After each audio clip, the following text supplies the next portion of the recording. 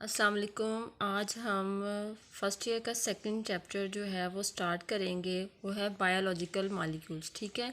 अब biological molecule जो होते हैं जो उसको जिसमें पढ़ते हैं, जिस ब्रांच में पढ़ते हैं, उसको हम कहते हैं बायोकेमिस्ट्री। ठीक है। अब बायोकेमिस्ट्री की डेफिनेशन क्या है? ये है ब्रांच ऑफ बायोलॉजी। बायोलॉजी की वो branch in which study of biological components and chemical processes which are taking place with in the living organism. ठीक है। बायोकेमिस्ट्री बायोलॉजी की वो ब्रांच है बच्चे जिसमें बायोलॉजिकल कंपोनेंट्स और केमिकल प्रोसेसेस जो होते हैं, जो कि लिविंग ऑर्गेनिजम्स के अंदर चल रहे होते हैं, इनकी स्टडी की जाती है। ठीक है। इसको हम क्या कहते हैं? बायोकेमिस्ट्री। ठीक है।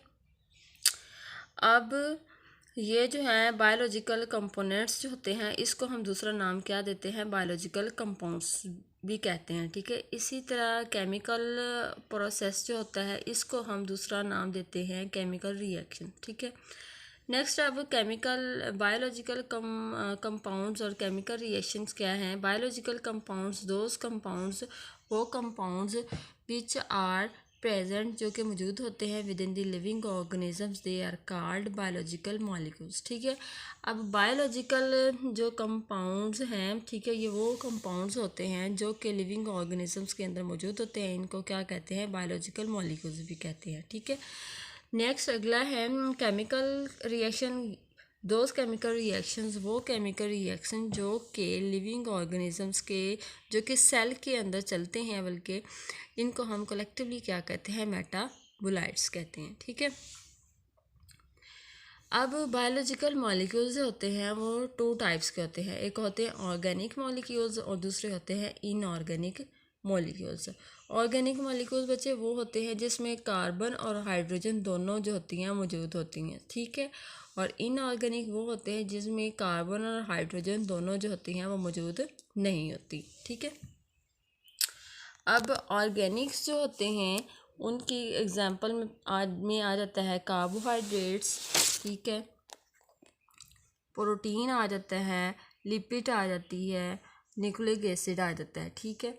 और जो है ऑर्गेनिक्स जो होते हैं उनमें जो होता है उसकी एग्जांपल में आ जाता है वाटर। ठीक है। यानी कि इनऑर्गेनिक मॉलिक्यूल्स की जो एग्जांपल वो कौन सी है? वो है वाटर। अब मेटाबॉलिज्म क्या चीज़ है? ठीक है। जो हम केमिकल प्रोसेस, जो केमिकल रिएक्शन हमारे अंदर चल रहे होते हैं, उनको हम कहते हैं मेटाबॉलिज्म। ठीक है। मेटाबॉलिज्म अब वो कितने किस्म के होते हैं? टू टाइप्स के होते हैं, एनाबॉलिज्म और कैटाबॉलिज्म। एनाबॉलिज्म वो होते हैं जिसमें सिंपल से कम्प्लेक्स मॉलिक्यूल बनते हैं। कैटाबॉलिज्म में कम्प्लेक्स मॉलिक्यूल को तोड़ के सिंपल मॉलिक्यूल्स बनाए जाते हैं। ठीक है। अब एनाबॉलिज्म जो होते हैं इसमें ये होता है कि कम्प्लेक्स मॉलिक्यूल जो होते हैं वो सिंपल मॉलिक्यूल को कंबाइन करके बनते हैं। ठीक है। और कैटाबॉलिज्म जो होते हैं ये बनते हैं कम्प्लेक्स मॉलिक्यूल्स की ब्रेक डाउन करके। ठीक है। उससे सिंपल मॉलिक्यूल्स बनते हैं जिसको हम क्या नाम देते हैं? कैटाबॉलिज्म।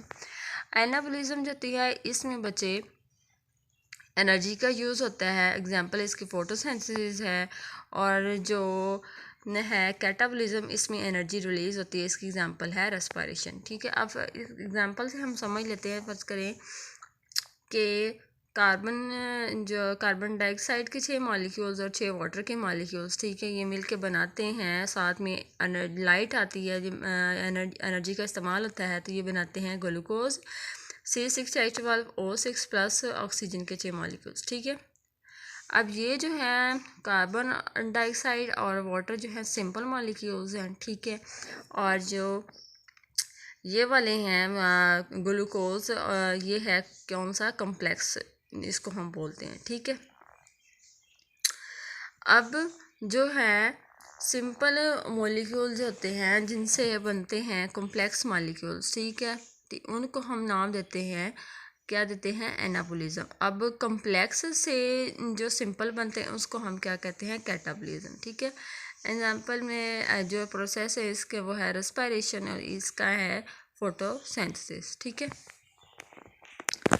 अब आगे हम जो है वो पढ़ेंगे कि जो केमिकल कंपोनेंट्स हैं इनकी कितनी परसेंटेज होती है दो सेल्स के अंदर। ये बैक्टीरियल सेल और दूसरा है मैमीलियल सेल ठीक है।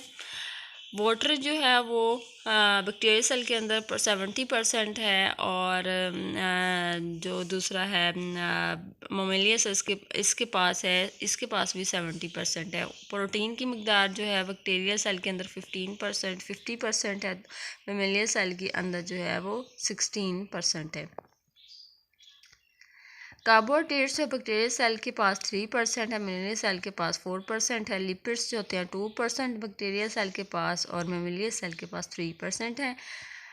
DNA 1% है बैक्टीरियल सेल के पास और मेमोलियल सेल के पास 0.25 है। और ऑर्गेनिक मॉलिक्यूल्स जाते हैं जिनमें एंजाइम्स, हार्मोन्स, मेटाबोलाइट्स जो हैं वो बैक्टीरियल सेल के पास 2% है, मेमोलियल सेल के पास भी 2% है। इसके बाद इनऑर्गेनिक आयंस रहते हैं। बैक्टीरियल जो सेल है उसके पास 1% है, मेमोलियल सेल के पास भी 1% है। ये जो है ये वाला सारा जो है MCQs में पूछा जा सकता है कि कितनी परसेंटेज बैक्टीरियल सेल के पास वाटर की या कितनी मेमोलियल सेल, यानी ये सारा क्या है MCQs के हिसाब से बहुत इम्पोर्टेंट था।